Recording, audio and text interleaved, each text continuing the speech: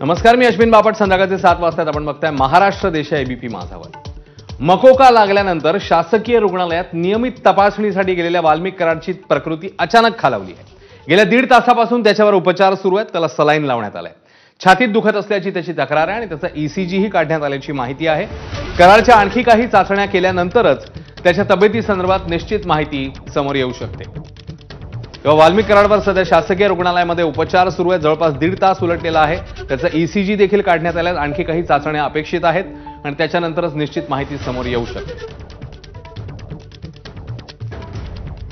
आपले प्रतिनिधी गोविंद शेळके आता आपल्या सोबत आहेत. गोविंद, 1.5 तास उलटलेला आहे. तपासण्या सुरू आहेत असं कळतंय. सध्याची अपडेट काय या संदर्भातली?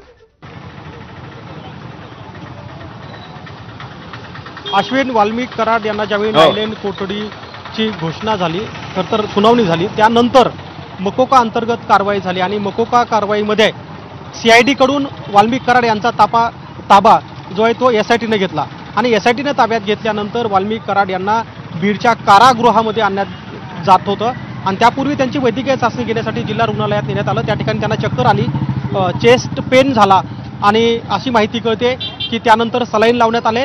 काही चाचण्या करणे बाकी आहेत असं वैद्यकीय सूत्र आपले सांगतायत आणि साधारणतः जवळपास 1 ते सव्वा तासापेक्षा जास्त कालावधी झालाय जिथे वाल्मिक कराड यांच्यावरती बीडच्या जिल्हा रुग्णालयामध्ये उपचार सुरू आहेत. आणखी जवळपास एखादा तासभर लागतील. ज्या चाचण्या पूर्ण झाल्यानंतर त्यांची तब्येत नेमकी कशी आहे आणि त्या तब्येतीच्या एकूण चाचण्यामध्ये कुठले रिपोर्ट समोर येतात हे पाहूनच पुढचे उपचार ठरवले जातील असे वैद्यकीय अधिकारी सांगतायत. अश्विन, गोविंद, धन्यवाद. बातमीचे अपडेट्स वेळोवेळी जाणून घेतच राहू. तर सध्याची जी अपडेट आहे, जसं गोविंदने सांगितलं, येणाऱ्या 1 ते 1.5 तासामध्ये कशा पद्धतीने चाचण्या होत आहेत, नेमक्या कोणकोणत्या चाचण्या